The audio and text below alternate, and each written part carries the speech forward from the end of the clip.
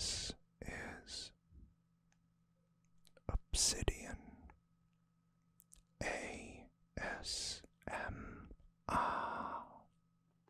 Don't forget to like, subscribe, and hit the notification bell for future videos.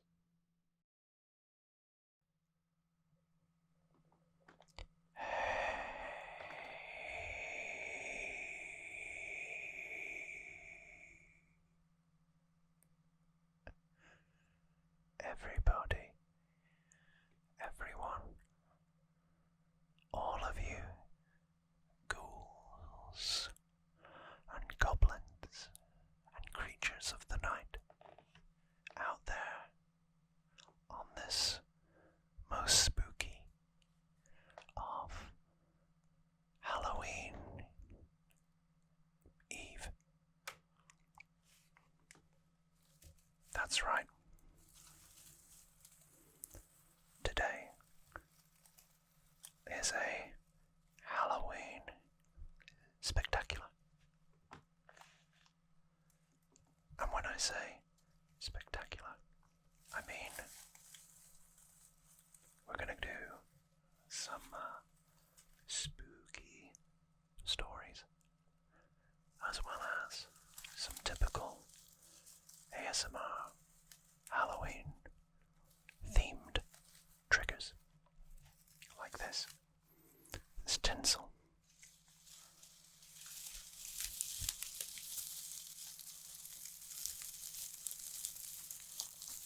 It's a good sound, isn't it?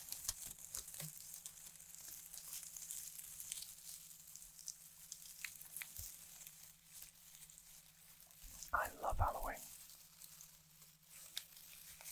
although I'm a bit of a wuss when it comes to scary movies. My partner loves them, and all things, I guess, malevolent, spooky, scary. There's quite a lot of murder documentaries that are on the TV in our house, which worries me a little bit, I must say. But they are quite popular for obvious reasons. I guess it's the interest in the macabre.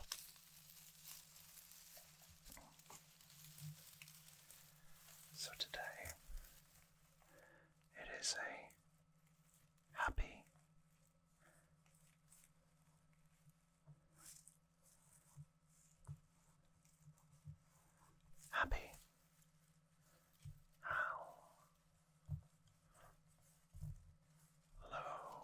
Halloween to each and every one of you out there. A bit of finger fluttering. So,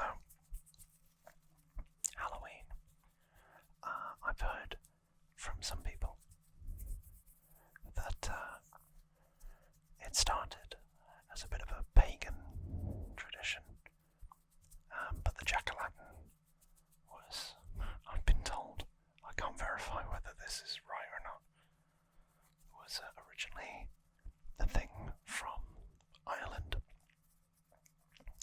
But instead of a pumpkin like this, they would be carving turnips, which is interesting.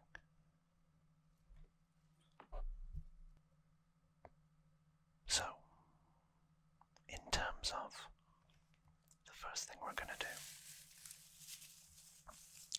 I am going to read you a scary story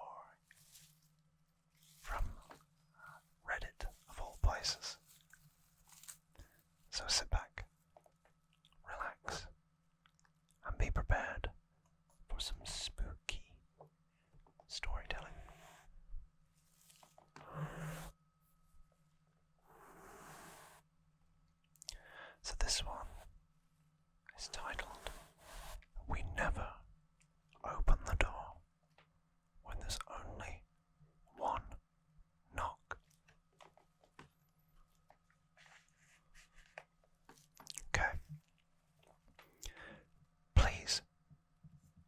let me in. It's getting cold. The voice was familiar, only older than I remembered. Very close to detail. Lulla, please. Using my old nickname was a nice touch as well. I sat on the floor, next to the door, my arms wrapped around my legs. Of course, this had to happen the 1 week my parents left me alone. They hadn't gone on vacation for years. I practically begged them to get away for a while, for their own good. And if I called them, they'd come right back, but I don't think that would have helped me anyway. Besides, I wasn't an idiot. I heard the knock, and I would not open that door. When someone comes to your house, they'll ring the bell, or knock a few times. Most people like to play safe and simply use the bell. And then you open the door, as you normally would. But never, absolutely never, should you open the door when there's only one knock. It was the first thing we were told when we moved to this neighbourhood all those years ago. There are a bunch of rumours of people disappearing or suddenly dying after opening their doors, though they all supposedly happened before we even lived here. I never believed in it, not even when I was little. This town was simply insane. Most people here were a little eccentric or unusual. Well, that's what I believed, until I heard my sister call for me. She'd been lost. After the one loud knock on our front door, "Please go away," I whispered. Even after all those years, I recognized her voice. And when I heard it, I jumped right up, ready to open that door wide. But I knew it wasn't her. I'd looked through the window. There was nobody in front of our door. I don't know how much time had passed before I finally grabbed my phone and called Max, who's not only our neighbour, but one of our closest friends. "She's here," I said. I knew I wasn't making much sense. I didn't know how to word my thoughts. Who? Where? He answered. "Ruby."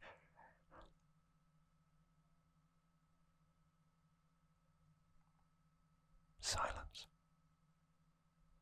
What? Max started, speaking but stopped. "She knocked." That was enough information for him. "You didn't open, did you?" I shook my head, which of course he couldn't see. I'm coming over now. Don't do anything, okay?"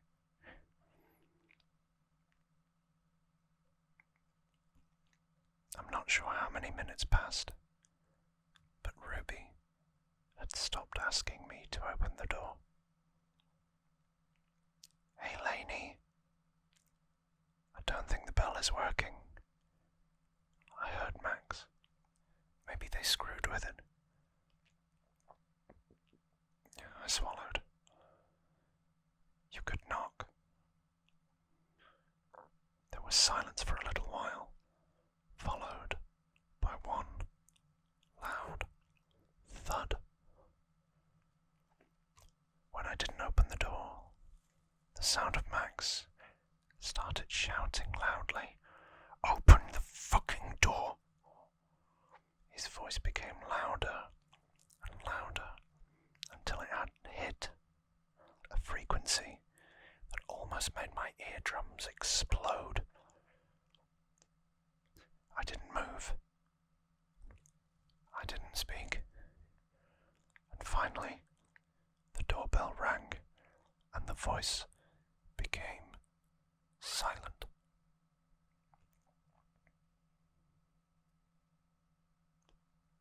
Slowly I got up from the door to look outside. This time, it really was him. The last time I saw her, we had the biggest fight of our lives. We were sitting in the living room with tea that had already turned cold.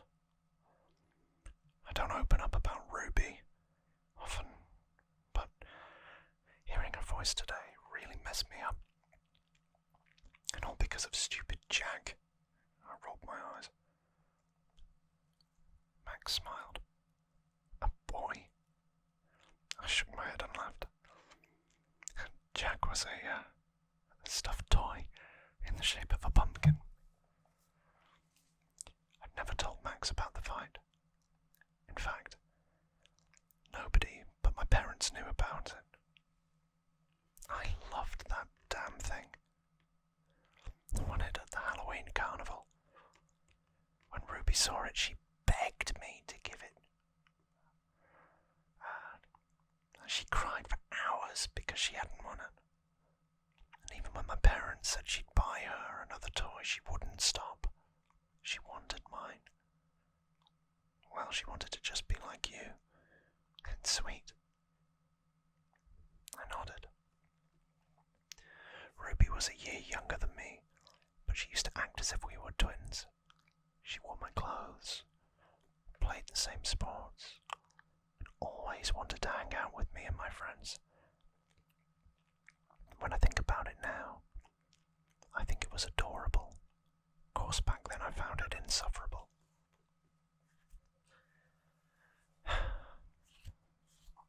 For days, I took Jack everywhere with me, even to the bathroom.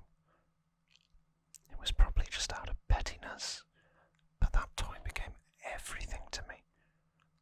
So when I came home from school one afternoon and saw that Ruby had cut it in half, I screamed at her like never before. She only looked at me with big teary eyes. Max put his hand on my shoulder. Come on, Lainey. Siblings fight. It's normal. I saw you with her, though, and you were a damn good big sister. I nodded. Of course, I knew it was just some stupid fight between kids, but if I could turn back time, I'd give her every shitty toy I owned. This happened 5 years ago. Ruby would be 16 now.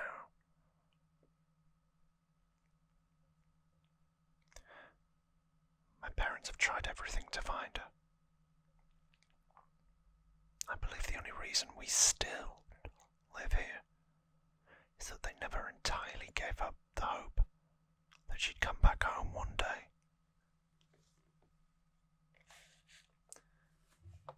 Maybe now she was. Just in a different way.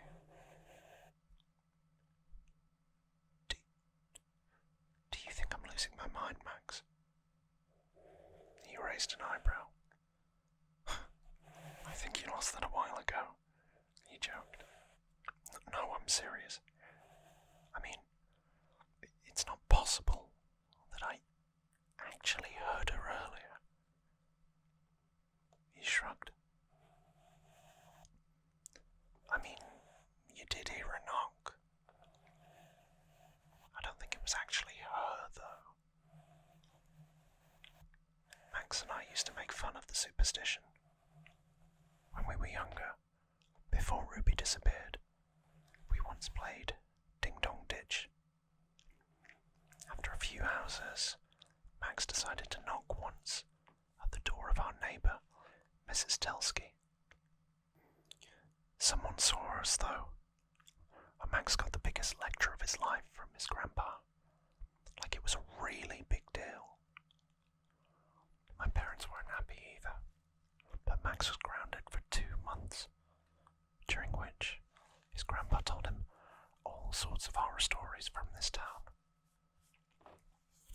I don't think it was her either, but I do think it was mimicking her, or trying to, I said. Well, for what it's worth, I think it was smart that you didn't open the door. Maybe we're all just a little crazy, but better safe than sorry, right? Max offered to stay the night, and I immediately said yes. We got the air mattress and watched movies until I started to hear him snoring. The good thing about Max was I never felt awkward around him. He regularly stayed over since we were little, especially often after Ruby was gone. Having him here really helped against the silence. My mind became easier, my body heavier. Real thoughts started to mix with dreams. I was beginning to fall asleep. And then there was another knock.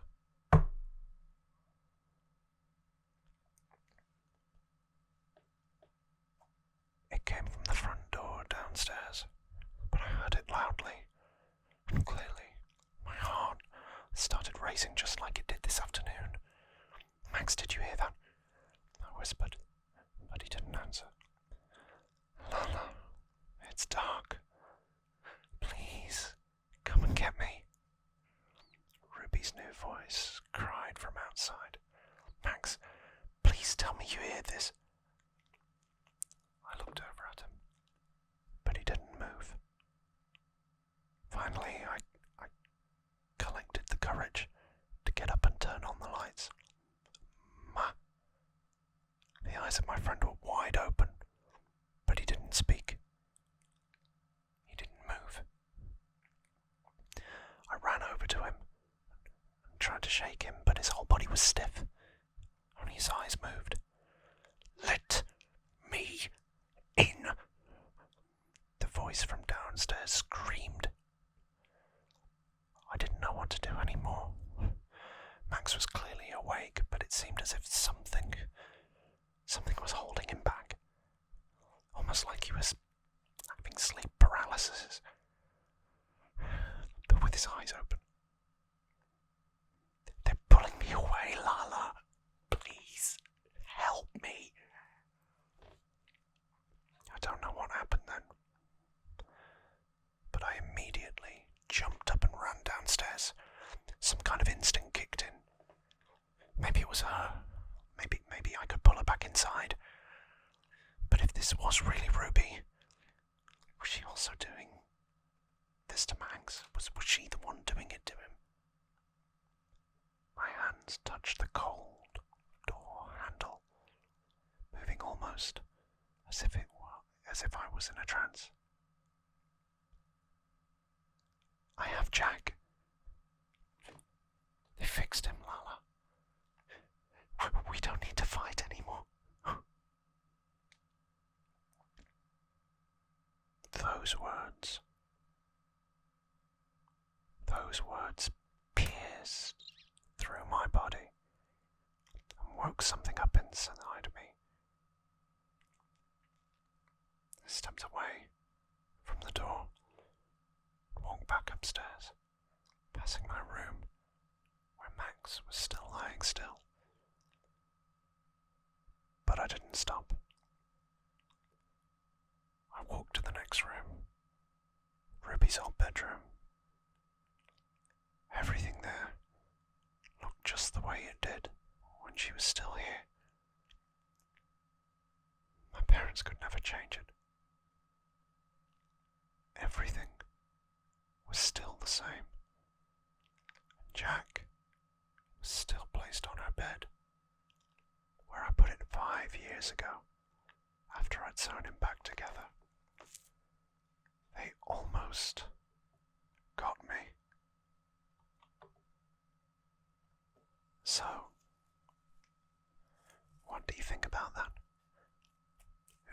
is playing with Lainey, toying with her, bringing up these horrible, horrible experiences. What's happened to Max? Is it Ruby? Is it someone else? Sadly, I don't have the answers for you. That was a story posted on Reddit 2 days ago, as of the date of recording, by a user called Likeyedid, as in your eye did, like I did. I thought that was pretty cool. Pretty gripping too. That's the whole point of Halloween. Spooky, scary stuff. Different nations, cultures, celebrated in different ways. I know in America, you guys are really quite keen to dress up and go trick-or-treating. I'd love to have experienced that as a child. It seems so fun and calming, I guess, in a way. You know, obviously there'll be frightening things, but going out with your friends, you know, in the neighbourhood, must be quite nice. Let me know below if you have any fond memories of trick-or-treating.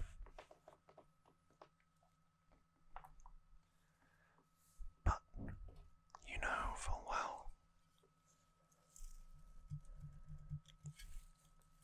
Halloween wouldn't be anything without ghosts.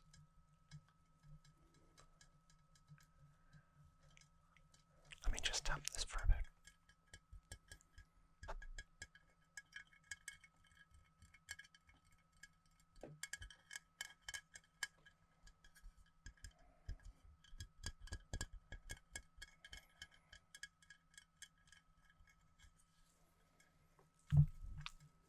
Ghosts are an interesting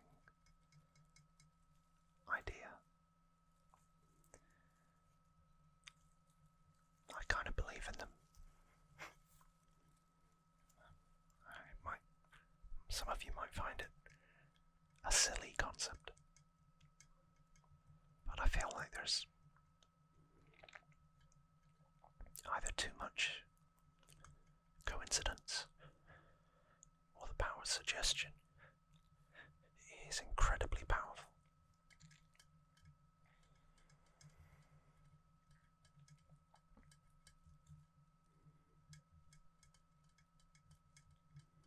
I do think it's unfortunate souls trapped here for some reason, like I guess the example that springs to mind is The Woman in Black, the film. And that circumstance, the ghost is unrelenting, shall we say, but it's born through heartache, pain, suffering.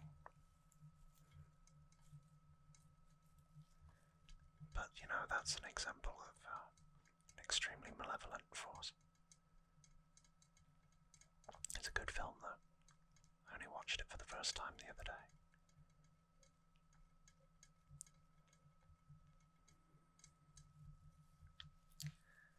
And without the ghosts, another thing to consider.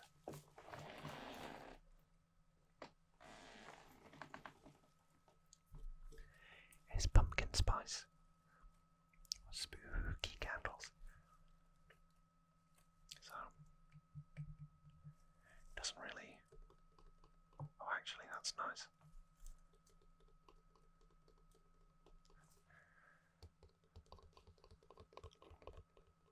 Oh, that's a really nice sound.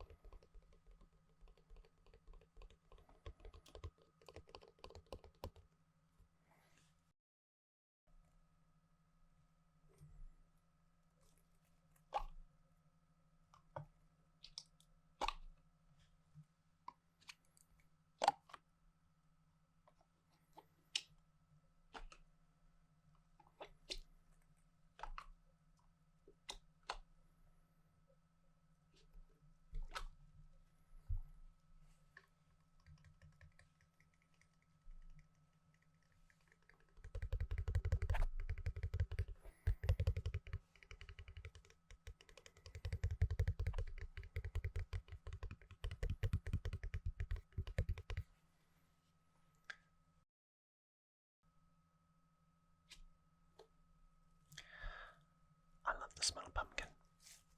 Or pumpkin spice. It's all very autumnal and, dare I say, hearty. Comforting. The kind of colder autumn months leading into Christmas. It does really get you in the mood, I guess. So there's our spooky candle. And the final little surprise or visitor is even when you're an adult, part of being an adult is knowing when to be an adult, when to be serious, but also being able to enjoy reveling in some, childish fun. Again, my partner and I,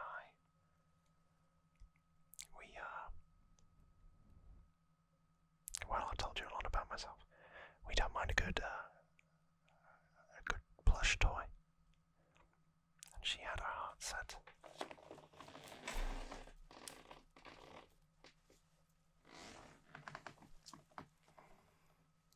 on this guy. He's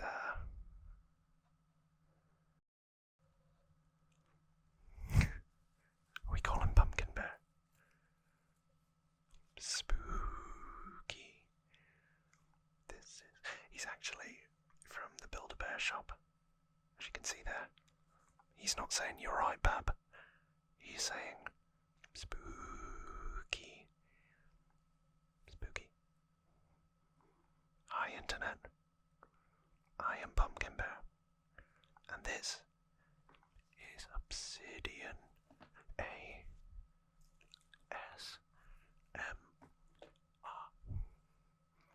Drop a comment below for your favourite scary movie. And be sure to like and subscribe for more amazing ASMR content. Thank you for watching, and I'll make sure that Obsidian is back after the spooky season. Until next time,